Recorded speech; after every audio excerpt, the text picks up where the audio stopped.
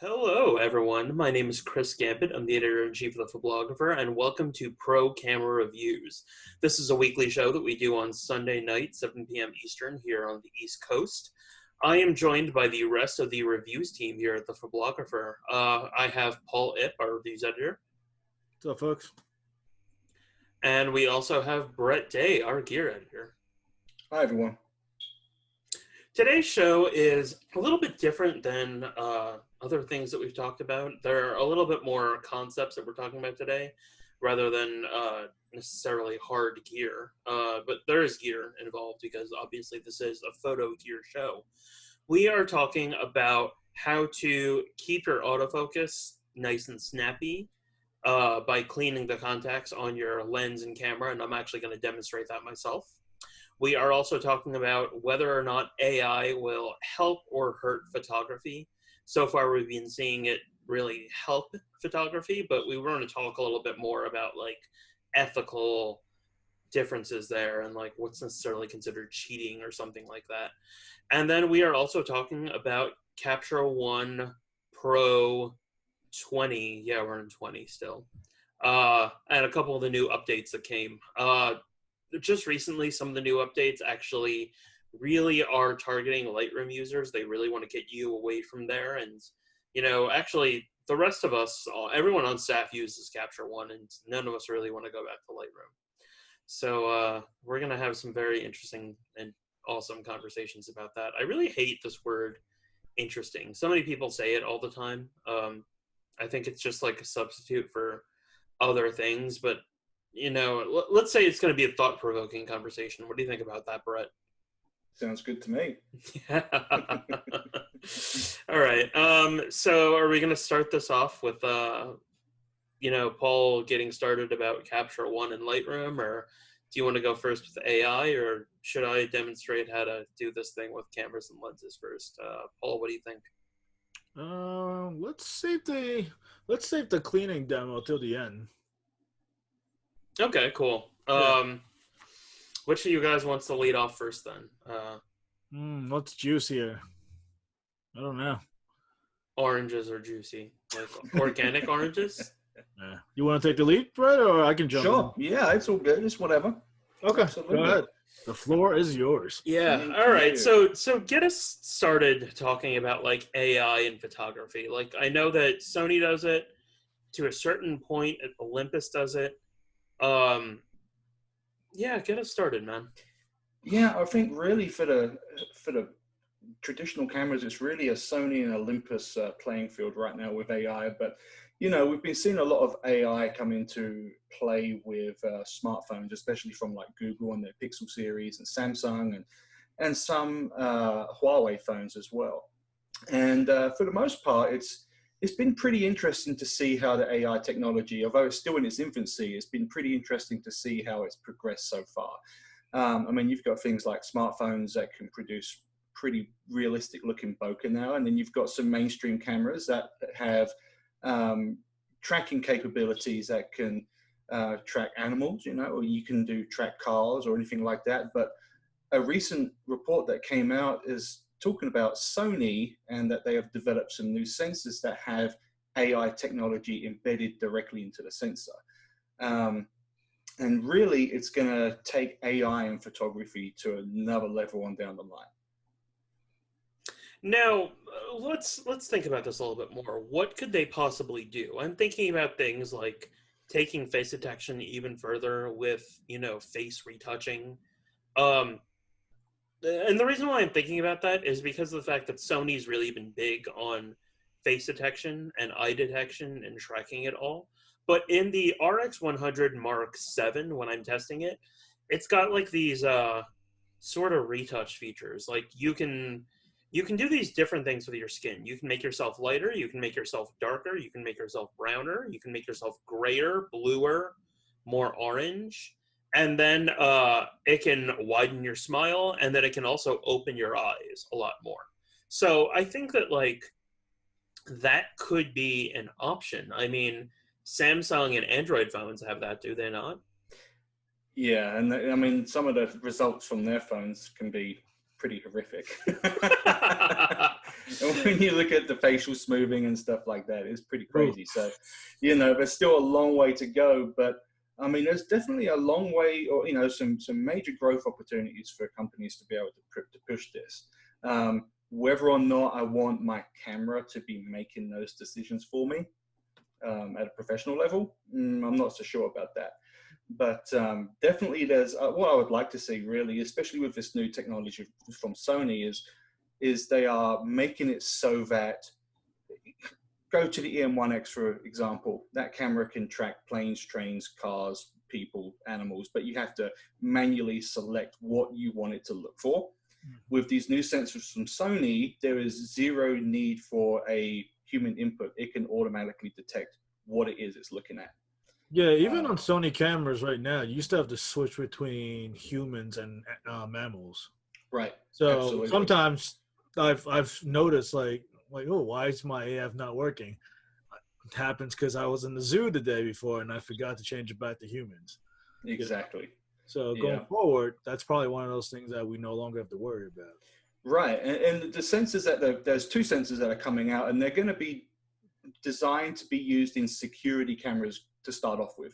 Basically, the security cameras can say, oh, hey, there's a human walking on this property, or, oh, it's just a dog. Mm-hmm. But eventually that is going to come down into cameras. You just know it is. It's just going to be the way it's going to be going forward. And I can definitely see some practical implications for that, especially, say, if you're a sports photographer and you're shooting a football game and the camera can automatically track a football, which means you don't have to worry about it and you get that game-winning play every single time you use it. I could definitely see things like that being useful for photographers. Yeah, but then why even have a photographer at that point? Like, I would just imagine an autonomous camera. Because you still need a human to make that decision on what to capture. Mm-hmm. You can get the entire frame in focus, but that's not interesting.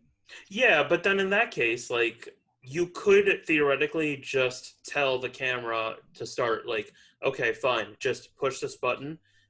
Whenever you see the ball at this area, like, capture a photo. Well, you're kind of seeing. So here's the thing: you are already on some level. Most people have been seeing that sort of technology, especially with like things like hockey, where the camera's automatically tracking the puck. You're like a human does not have no human being has the reaction time to automatically track and move the camera to to the level that a computer can, because it's automatically tracking where the puck is going. The difference with stills is you're now, you never want to, us as creatives, we never want to give that creative control over to an algorithm, because you're no longer creating, you're just capturing. Like, sure, you can have a machine do a capturing for you, but you still need someone to make that decision to inform the entire creative process. But that, most of sports is honestly the documenting process versus the creative process. That is true, but they're so, for the most part, yes, particularly with live sports. But when you're talking about documenting certain spontaneous moments, like say two players giving a high five or two players colliding with each other by accident, these are things that I'm not going to say that's never going to happen where a machine can detect that, but I'm hoping that that's very far in that, like, down the line. Yeah, I'm trying to understand how you would program that. Yeah, because you're not just putting it in an algorithm. You also have to read the scene where you're recognizing patterns. Say, oh, these two players, that they're friends, or these two players, they don't like each other, right? So if something were to happen, they're going to come to fisticuffs. Be ready. Whereas a computer is just, always target the ball, or always target the puck, or whatever it is.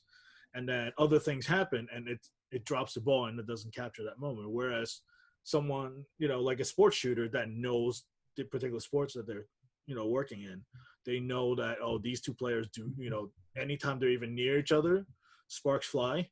So you're automatically already paying attention to anything potential to happen between these people.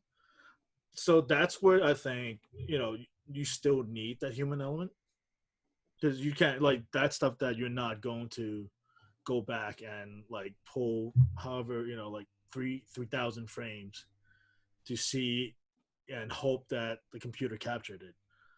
Yeah. So then what about for like wedding photography, for example? Like you could probably program it to say, okay, this is the bride, take a photo of the bride.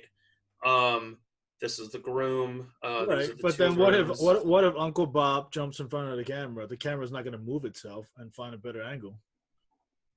Yeah, I guess you're You right know, about that. But I mean, that's what I'm trying to figure out with weddings. And how do you actually create you something can. So that's I think like something like AI would be great for like a B cam. You know, where like okay, I'm going to set up like two like cheaper cameras to capture certain angles. That way, so what it's going to open up is you can have you can you know right now most photographers tend to shoot in teams. You have someone covering like the main action, and then you have someone shooting background or shooting like pickup shots. So this opens up the possibility where let's say I'm shooting a wedding and my second shooter can't make it. I can still set up two or three other cameras in certain key locations and have it run, and I can either trigger it from a phone or a remote control, or just set it so that it's picking up a particular location. Anything changes, it's going to pick up an image. That stuff like that. It's where I think AI is potentially useful, but I don't think that it's going to replace our jobs. Because I'm not terribly worried about that, because of people that are going to rely on AI to do everything for them. They're not people that are hiring working photographers anyways, because those people don't understand the value in photography, and those aren't necessarily people that I want as my clients anyways. You know. Yeah, I think there is always definitely going to be a human element in there. There has to be. You can even look at things like self-driving cars right now. There still has to be a human around, Yeah, it still just in makes case. mistakes. Yeah, you But can, like a machine will make its best judgment, but ultimately, it will never be like a one-to-one facsimile of what a human will do. right, absolutely. And then just seeing Sanjay's question down there in the chat, I've actually seen a divide already, just between my group of people some people who are for AI and who like to use those features, and then some who are very much against it because they feel like it's taken away their ability to be creative. It's hard, right? So there's definitely benefits to it. Like, so going back to sports again, like using that as an example, you have cameras like the Sony A9 or A9 II. It's allowed you. So in a way, it certainly makes the act of capturing photos easier, because the technology is doing a lot of the heavy lifting. But you still need someone that understands what images to capture, right? Because you can hold the shutter down and just hold it down till your memory card runs out. yeah, but there are apps, for example, like IM, that tell you what their idea of a good image is, and they do that just by Right. studying. Yeah, but again, like that sentence you just said, their idea of what a good image is. Right, all right. So let me finish. They studied what their photo editors were saying was a good image, and then they more or less let them go. Then they were selling that algorithm, for example, to publications, saying, "Hey, we can study what you guys really feel is a good image." So who's to say that like you can't program an AI to say what all those things Well, are, like perfect composition and all that stuff? the problem with that is, one, rules are made to be broken. Two, tastes change. So what might be popular today may no longer be popular in 6 months. I mean, you're saying tastes change, and then I look at Instagram and I think about like all the things that people always go to all the time. And also just, I mean, even to be even more clear cut and honest, like if you look at what people type into our search engines all the time, they're always typing in the same things, more or less. Like people know what they like and they will constantly go for that. I mean, if you want to create the same exact boring image every time, sure, Yeah. there's going to come a tipping point where people would get so saturated with the same thing over and over that that's going to force people to just do something different, and that something different will catch on and become the next thing that becomes in vogue. And you know what? We're seeing that, and especially with portraiture, where now the trend is to completely obliterate your background. And I think if you look at companies like Sony, who have been focusing on refining their IAF so that anyone can pick up a camera and shoot a portrait where your eye is in focus and the background's completely blown out. I mean, that to me, the problem with that is that now anyone can go and pick up a camera. You know how many years people had to train to shoot at f1.2 wide open with a camera that didn't have IAF to get a perfectly in focus shot? Well, not just IAF and IBIS, that combined, yes, it certainly makes it easier. Yeah. But, anyone can go and pick up a camera for $600 now and go and shoot a really nice looking portrait. Right, but you still need to know the fundamentals, like, because if your framing and your composition sucks, your image still sucks. Doesn't matter. I don't know, man. There are a lot of people that just sit there and Photoshop everything and no one can tell the difference. Well, that's great. Well, people can tell the difference, but it's like, how much time do you have in the day? I don't know about you, but I don't have 6 hours to retouch every image I've ever shot. Yeah, seriously, I agree with you. Like, no, thank you. Like, I would rather have everything done and ready to go. Like I don't want to spend more than like 2 minutes per image, unless it's like, one of my top like high-end commercial clients where they're actually paying me for my time to go and like make everything quote unquote perfect. Yeah. A company, as we're talking about this, like, we're thinking about like the progression of cameras and the progression of photography, but a company that I don't think is going to really implement AI at all is probably Leica, because they more or less, like, one, they're a luxury company. Two, they are a company that's really well known for their M's, and there's no autofocus there, but there is with the S series and a couple others. I feel like, and Paul, I was talking about this with you a little bit yesterday. Photography and cameras, like, they're becoming like a mid-tier luxury product, more or less. You don't really need them, and they're sort of like watches. You pay for the fact that it just looks really nice and you want it aesthetically. Well, right, because here's the thing, right?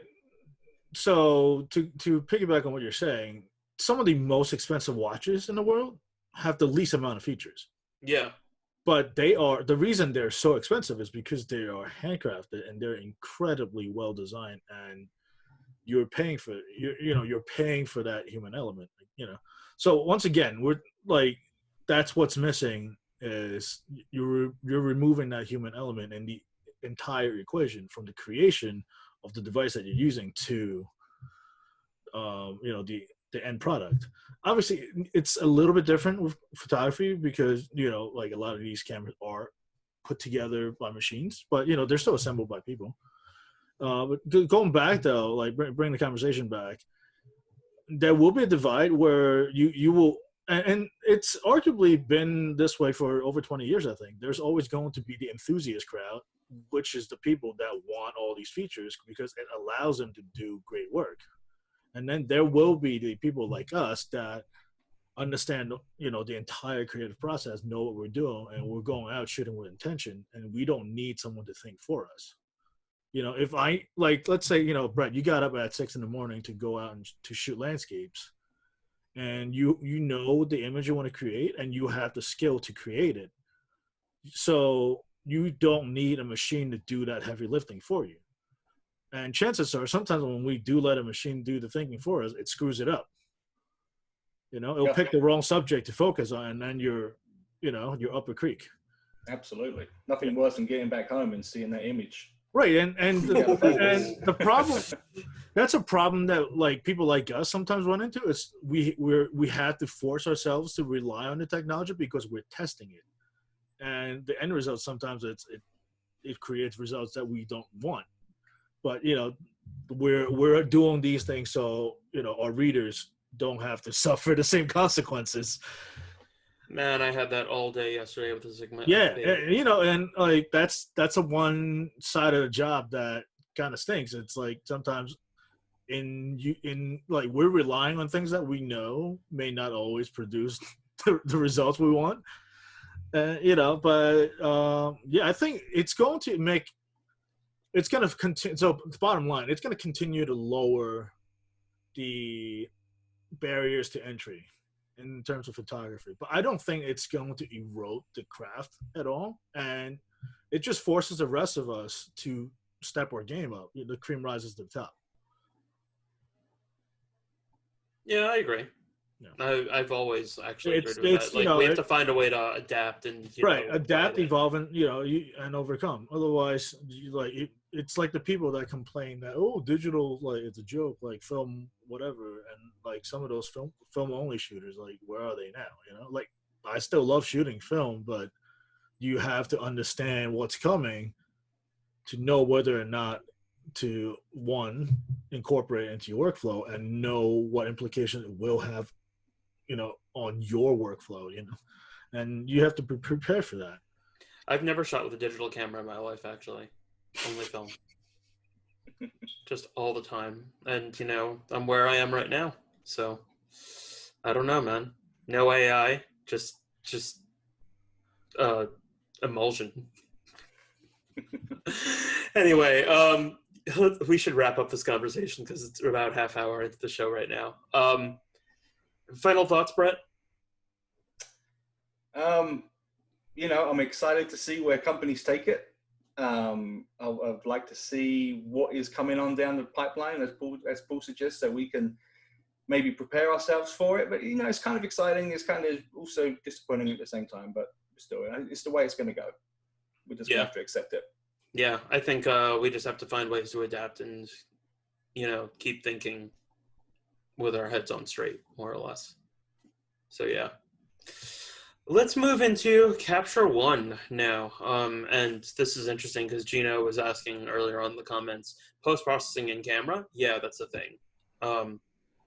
Actually, Fujifilm does clarity in camera now with higher-end cameras. Not the X100V, though. I found that out yesterday.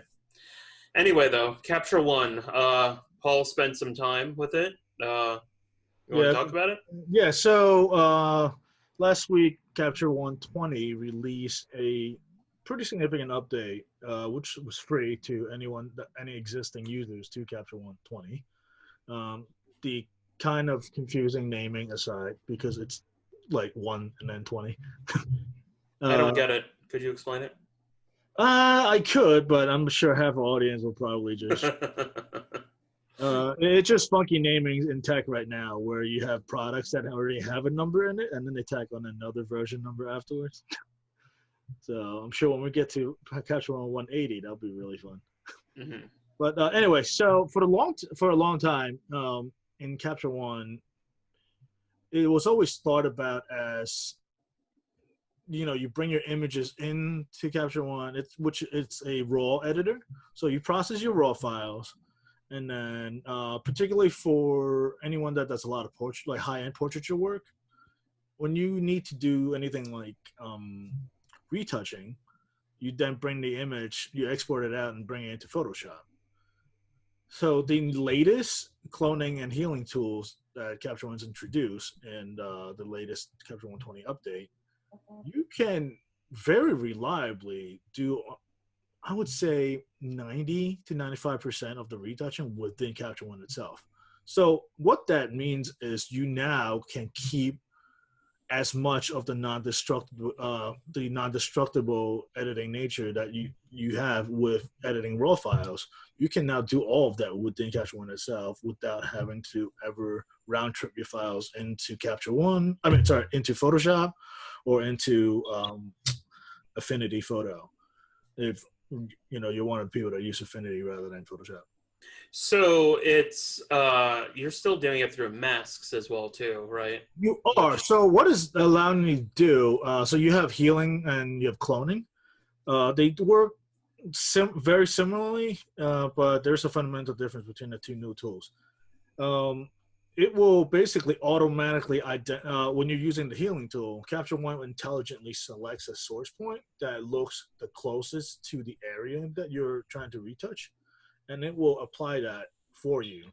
And it will also automatically generate a healing layer for you. Before this update, you would have to create a healing layer, and then you would have to manually mask it to do the healing. Now it basically automates much of that process. So if we want to talk about AI and photography a bit more, here's an area which is helpful. Uh, and then the cloning layer is a little bit different, in which, because you're trying to duplicate something rather than quote unquote repair something, you're manually identifying the source point. But other than that, the rest is the same. It still creates a layer for you automatically, and it speeds up the post processing process quite a bit.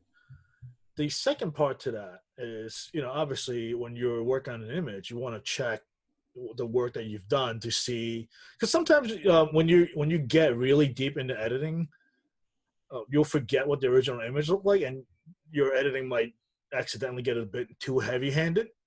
So, it's always good to kind of check the before and after to see, oh, maybe I've gone a little too far, or maybe I need to take things a little further, depending on what your original image looks like. So you would actually have to check this. In early version of Capture One, you would have to hold down the Alt button on the keyboard or the Options button on Mac and click on the reset to do a quote unquote fake reset, which shows you the before and after. What Capture One has done now is they've actually made this a part of the interface where you can just click one button on the top row and it will show you either a before and after view, or you could do like a slider, like you can sometimes see online when images, like they show you like a before and after preset page. So you could do a slider or you could do an A and B, and it's a simple click. And this makes it easier because it's one less, like I don't have to double use both my hands. I can just click one button, drag left or right to see what my images look like, rather than holding down the keyboard and drag. Because some people, they don't even know that you could click down the Alt button and then the reset button to check your before and after on early versions to Capture One. So this it's a major quality of life improvement for the software. Well, in addition to that, what it's also doing is it's giving you better Lightroom catalog Oh yeah, import that's the abilities. next part. Yeah, that's so the final piece of the update is for anyone that's been on the fence about migrating over from Lightroom to Capture One. It now so the latest version will intelligently bring all your catalogs over. It's not going to destroy your catalog in any way. So if you ever want to go back, you're able to do so. But it will give you an after action report once you update. Once the import is done. And so if, like, let's say you have images that were stored on an external drive in your Lightroom catalog, obviously those won't get brought in because those images were not live. But the next time you plug that drive back in, Capture One will know, and then it will intelligently grab these other raw files and bring them into your catalog. So it just makes the entire import process a lot more manageable for people that have been putting it off just because of how daunting the process is possible. The process can be. So overall, they've done a lot of good things, and the fact that it was free it's great because they're continually pushing new features for users. So it shows that the company is listening. But I feel that they could definitely do. There's still areas where Lightroom still have they still have an upper hand. But I'm sure that just looking at the history of how much Capture One has brought out in their update schedules, I'm sure those features are in the pipeline. In addition to that, too, I mean, one of the bigger problems that Capture One is having is importing presets. But Brett found something that on Photo O actually that lets you convert your presets over to Capture One styles pretty easily. It's a preset converter. It's a piece of software. I've actually tried it before. To varying degrees of result. It really depends on the quality of the preset that you're importing. Like, what do you mean? So like there's a million presets floating around out there. Some presets, like quote unquote presets, all they are is they're just dragging sliders back and forth. There's not a lot of intelligence behind how those presets are made. Whereas other ones, if you actually dive into the way the presets are created, you can see that they're doing significant changes to the curves layer. They're changing the color channels. So it's a lot more than just crush the blacks, raise the shadows, and bring down the highlights. Which like basic adjustments that people talk about. Brett, have you tried the software yet? I haven't tried it yet, but it's on my list of things to do for sure. I'll just be interested to see just what it can do. Yeah. Also, part of it is just how fundamentally different the color rendering engine is, like between Lightroom and Capture One. Oh, totally. What fundamentally makes Capture One superior? It's just they do so much more. Like Phase One's labs, they do so much more on the back end to make sure that your raw files, that when you bring them in, they look like pretty much ready to go, provided that you know what you're doing behind the camera. Go ahead. I was going to say, I actually just experienced this firsthand this weekend because I had to switch back to Lightroom because the files from the EM13 weren't supported in Capture One until this update. So I shifted back to Lightroom. And then with the images I took yesterday, the images I shot yesterday and imported into Capture One, I actually imported them into both, and the difference between the two was just mind-blowing. When you see them side by side, when you see it just in one program, you're like, oh, that's not too bad. But when you pull up those images side by side, it's a drastic difference between Capture One and Lightroom. Yeah. In addition to that, too, though, like I think where Lightroom is still having the advantage is with landscape and architectural photography with the upright tool and stuff like that. Like Capture One doesn't have that yet. Yeah, they're to do the same level of keystone corrections and perspective corrections.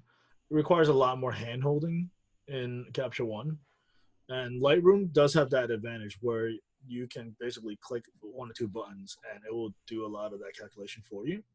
Again, going back to AI, and those are situations which can be helpful, certainly, especially if you do a lot of high-end architectural work. But talking about landscape and architecture, though, one more thing that I think would be nice for Capture One to include down the line is panorama and HDR support. Right now, I think. Well, there's HDR and panorama support in Lightroom, but I think a lot of photographers still use third-party software for that because it's just they're dedicated to doing these things, and we'll see how. I don't think it's a matter of if; it's just a matter of when we see these features get included into Capture One. But I think. So here's the divide. I think a lot of the people that are using Capture One are probably people that are shooting more commercial work or more portraiture work, in studio. So that naturally means that you're probably shooting tethered, and if you're shooting tethered, you're shooting Capture One because, like, Lightroom can't cut it. Tethering in Lightroom is just an exercise in futility. I don't know why you would want to ever shoot tethered in Lightroom. It's like makes you want to throw your camera through the window. But yeah, just that. So whereas a lot of landscape shooters, they've been shooting and I'm sure they have quite a back catalog of work. So they're probably using Lightroom, or they're probably if they're not using Lightroom, they're using Bridge. Good luck to the five of you still using Bridge. Jeez, Bridge. Yeah, they're probably using a combination of Bridge and Camera Raw. Which, if that's your workflow, if that works for you, great. But it is 2020, and I think people should just look into shifting over to Capture One. Like, it's completely changed my workflow, and it's made my life so much easier. Yeah, there are also people that use Photo Mechanic, and I could just never get my head around that software. Photo Mechanic, I think it was so this is just anecdotal. I think the popularity behind Photo Mechanic is because for a long time, culling in Lightroom or Bridge was so painfully slow that it left this huge gap for people that just want to call, oh, I just need to get those 5-star images so I can focus on working on it.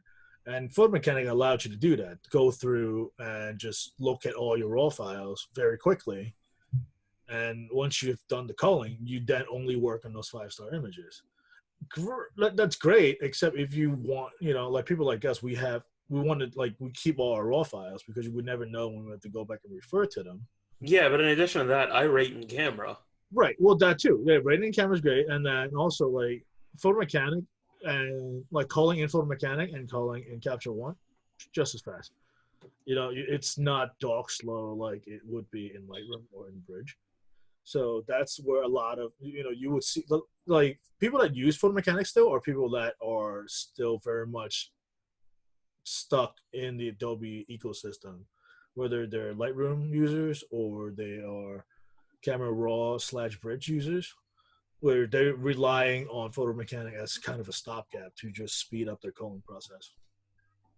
Mm. Yeah. So, like, that's enough. Like, I shouldn't need to rely on a third-party tool to make my job like less crappy.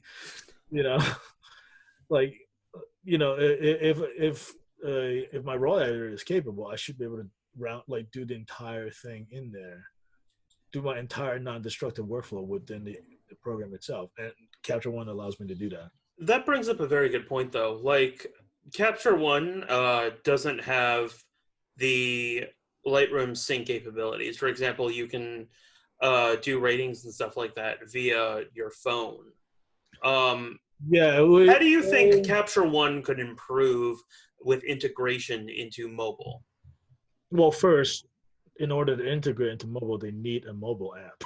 Well, yes, absolutely. So they have one, but it's not for. Well, their mobile app is Capture One Pilot, which is really, let's say I'm shooting in studio and like the makeup artist or the like the client that's in studio, I hand them an iPad. They look at the images as they're being captured, so they're not looking over my shoulder interrupting me shooting. That's what Capture One Pilot is. It's not really a one-to-one equivalent of using Capture One on a tablet, Mm-hmm. So I would like to see Phase One do something where we have basically like Lightroom mobile, but Capture One mobile. Like I could edit or at least call my work while I'm on the plane or on the Uber ride back home or something. Because, like, believe it or not, that's a significant part of a workflow. It's just calling. So if I can do that in time that I'm not doing anything else, I gain that like 30 minutes or an hour back that I could actually focus on editing and other things. Brett, what would you need from a mobile app from Capture One? Basically, just the functionality of just being able to edit my photos. So there's just times when I like to just sit with my iPad and just edit photos on my iPad rather than having to go through a big production of sitting in front of my PC. So just having that basic functionality for me would be a huge step forward for Capture One. Yeah, no, I agree with you on that. Also, with like the new healing and cloning tool, it naturally lends itself to something like a tablet, because now you're using Apple Pencil or you use whatever stylus you have for your tablet, and instead of using your mouse or having to use a Wacom tablet, you can do that all in one device. Like, just think about being able to, like, okay, I just did a shoot, now I'm going to go to a coffee shop. Like, obviously, preface this after the pandemic's over. I just got done in the studio. I'm going to go grab a cup of coffee, relax. I can sit there, call, and do some quick editing and shoot, like, just quick draft images for my client to look at. Hey, FYI, these are the stuff that we just shot. Let me know which of these 20 you want, and then they send me the email before I'm even home. I already know what I have to do, and I can deliver the next day. Like, think of how amazing that is versus having to wait till you get home, and it's probably late at night already, and now you got to crunch and get stuff out overnight, wait for the client the next day to get back to you, and then you have to deliver before end of day, the next day, next business day. Like, it just, overall, it gives you so much time back. Yeah, no, I agree with you on that. Yeah. And especially for people like us, sometimes we're doing things that have a hard NDA time, and like we have sometimes we have just hours to get stuff done. So to be able to like do a lot of that work while we're in transit, just makes it less stressful. Totally. Yeah. Okay. Final thoughts. Anything else that you think maybe they could improve on? I mean, other than that, like, I Mm, have no problems. Like, it's such a fast piece of software. Like, yeah. the only thing slowing it down for me is my Drobo, because my Drobo is not really the fastest. But Well, I mean, yeah, that's so that's not Capture One's that yeah, fault. that's a workflow issue. So for me, I personally, so in Capture One, you have the option of working with catalogs and sessions. That this could be a whole like deep dive in itself, but just like the elevator pitch version is, and think of sessions as a hyper localized catalog where, let's say I just shot a job, all the images from this job is in this session. Once I'm done doing everything with it, I can now file it away. I could back it up to the cloud, and then I could move it to a external storage device, right? Um, but anything that I'm currently working on, those all sit on my local drive, which is a 2 terabyte SSD. So it's the fastest drive that's currently available on the market, and that also it's another thing that gives me more time because it's not taking all the time trying to read all that data. Because raw files are huge these days. You have like 60 to like 100 to 150 megapixel cameras out there. It's to rent like to go from one file to the next. You will see some delay even on an SSD. That's just because you're opening so much. You're working with such a huge volume of data, right? So any little bit time saved adds up. Yeah. No. Yeah. Completely agree. Mhm. Uh, Brett, before we end this, what sort of hard drives are you using or backup solution? I've just got 3 2 terabyte external hard drives that I use for backup. What brand? Nothing. They are Western Digital, I believe. Yes, sir. Gotcha. Yeah, no, that makes sense. I used to use Western Digital a lot, and then I had like 2 cases fail on me, so I moved away from them. But I hear the new stuff's really good. Yeah, I have not had any problems with it since I've been using them. They've been really good. Yeah, jealous. I mean, these Iron Wolves are fine. It's just this Drobo like can be very slow sometimes. So yeah. Well, yeah, it's also a fundamentally different technology too, because from what I remember, your Brobo isn't fully saturated, which means you're not getting the most performance out of it. Yeah, that's true. Yeah, but that's an inherent. Um, I wouldn't say issue, but that just comes with using a RAID. Yeah. All right, last segment. You guys ready to learn something a little bit more practical? Okay. Absolutely. Yeah, All right. Paul, have you ever seen me do this? Brett, I know you haven't, but I have okay. So I'm multiple talking. occasions actually, Beg pardon? on multiple occasions. Yeah, that's what I figured. So I'm talking about how to clean the contacts of your lens and your camera. So why would you do this? This ensures that your autofocus speed and the information that's being transferred back and forth is always snappy. If I were to really think about this in any other way, imagine like a hose being blocked or like the arteries in your heart being blocked. You're trying to clean that information and that plaque out of there.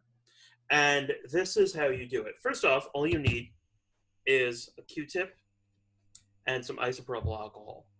I'm going to warn everyone, do not do this to your sensor. Be very careful.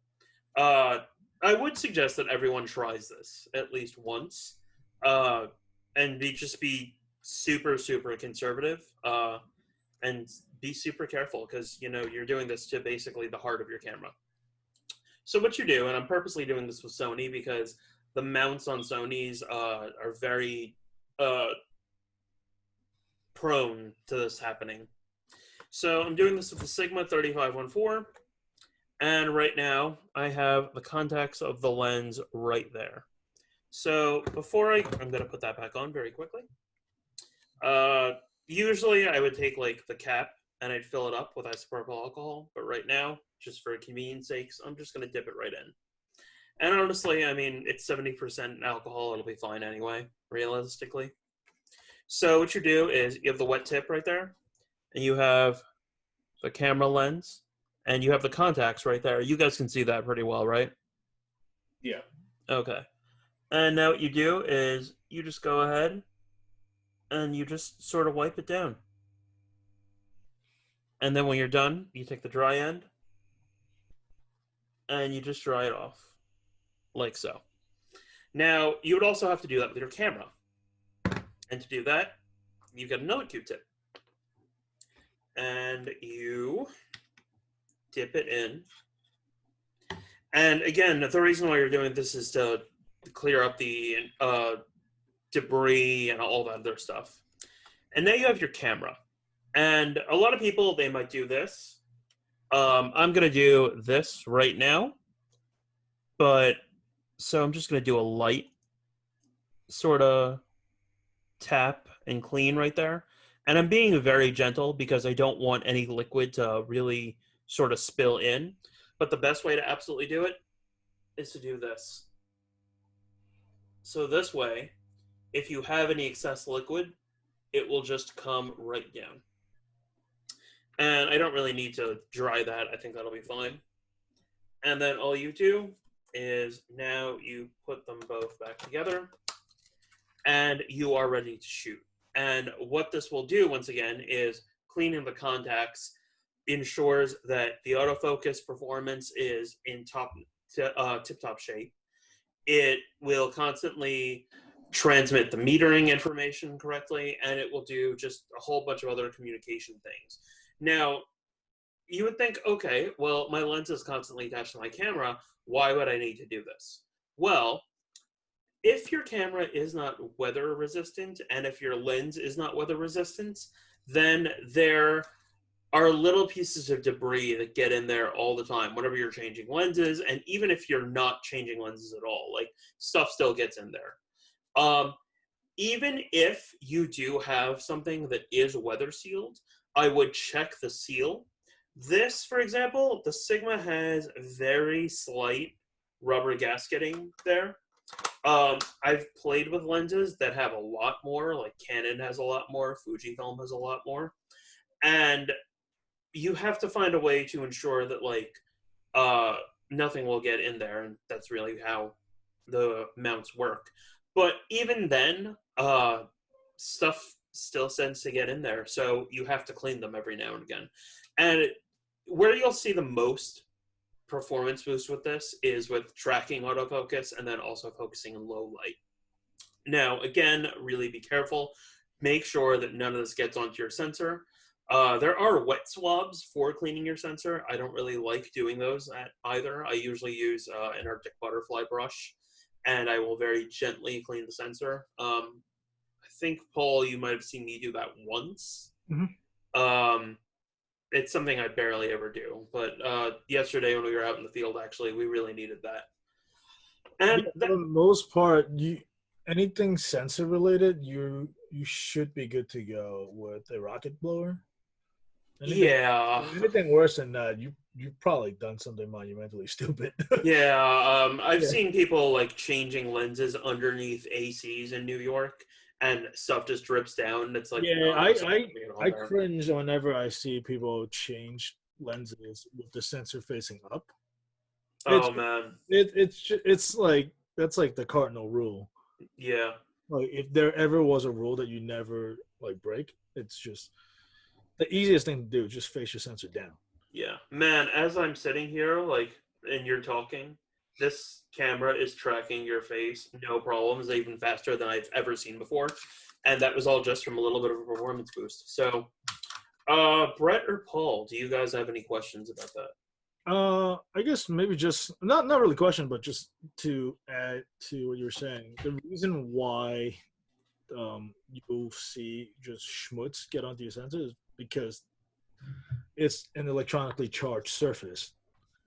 So what that would means is like anytime you have a surface that's electronically charged, dust naturally gets attracted to it. So this actually really helps to make sure that nothing gets in there to negatively impact performance at all. Like we test stuff all the time, and sometimes like you never know, right? It could be something brand new, but it could be a brand new lens, and even just a bit of cleaning would help, like ensure that it's communicating perfectly with your camera body. Yeah. Brett, any questions about this process? I have one question, but also going on from what Paul was saying, turn your camera off when you change your lens. Oh, yeah. Just absolutely. turn it off. Absolutely. Yeah. But then the other thing as well is you use cotton swabs, and I could see that as you were cleaning, it was fraying at the tip. Have you ever had any of the cotton swab get stuck on your sensors, on the contacts before?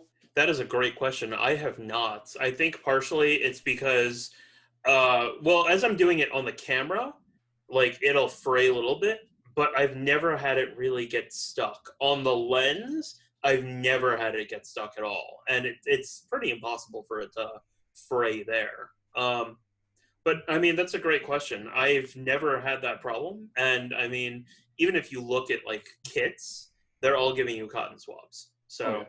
Yeah. So I personally actually used the little microfiber cotton pads that makeup artists use. So I actually used those. Like that's a tip that I picked up a long time ago. Like when I just work on set, I would notice that they were using those to basically do what we do, but to remove makeup, right? And I noticed that like they don't like kind of disintegrate like some cheaper swabs would do. So maybe that's an option for people that like just go to the drugstore and get those pads. They're just as cheap, and you get like packs of 100, and you're good to go for a while. So if you're worried about any like to be like as safe as possible, that might be an option for people that are concerned about that. Yeah, I've never seen that happen though, and I mean, again, even with cotton swabs. Well, also you're not like you're not going to town with the swab, so you know I wouldn't worry about that too much because you're really realistically just like kind of dabbing onto the contact points. Yeah, you have to be very conservative and careful. Yeah, If you're you're not, out in like the desert you and know, out in the field, then I get it. yeah, you're not like you know you're not like that kid at the restaurant like going to town with a crayon. Oh, jeez. You know, so I think you'll be okay. Yeah. Any other questions, Brett or Paul, or about that process? No, don't think so. Yeah. Sell some money. Yeah, it's pretty easy to do, and you know, I don't think enough people do it, especially with cameras that aren't weather sealed. Like Brett, you have the XT200 in it right now, and I mean, like you can get a major performance boost just from doing that to the lens and the contacts. I'm sure. I do it with every unit that we get in because usually they go through someone else's hands, and I don't really know what they're doing with their cameras or the lenses, and I'm just like, okay, fine. No, that's probably a problem here with the autofocus. And I've seen that a number of times, especially with Panasonic units. So yeah, it works out to just do that. And so again, I recommend everyone do it. Maybe depends on how often you're using your camera, honestly, and where you're keeping it and all that kind of stuff. But also like what kind of lens you're using and how tight that gasket is, a whole bunch of stuff.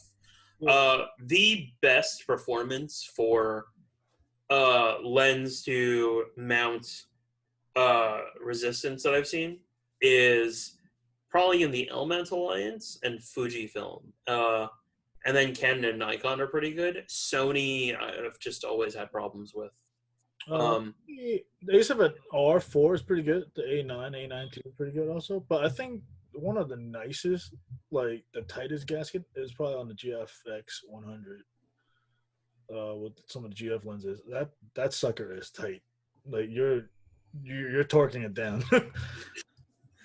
Yeah, I haven't used that in a while. I know Brett's used it more than I have as well too. But yeah. That's really it. That's the end of the show, I guess. We're a little bit early, I guess, more than normal. But nothing wrong with that, right, guys? Yeah, I guess we could tackle some Q&A. Yeah. Are there any other questions? Let's see in the chat. A few comments. Let's see. Off the line, backup, backblaze. I offline. do use Backblaze. Yeah, Backblaze is excellent. It's one of the most cost-effective offline backup solutions you can have. But it all depends on the amount of data you're working with. If you've got huge data sets, that you don't need to access often, maybe look into something like Glacier. But Backblaze is good for it's like semi-hot data, I would say. So that's pretty much it. I don't know if there are any other questions or. No, it doesn't seem like there are. Okay. Yeah. All right, guys. Thank you so much for tuning in on Memorial Day weekend. We will catch you next week. Thanks, Paul. Thanks, Brett. Take care. Have a good one, Thanks, folks. everyone. Okay, I am cutting the recording here.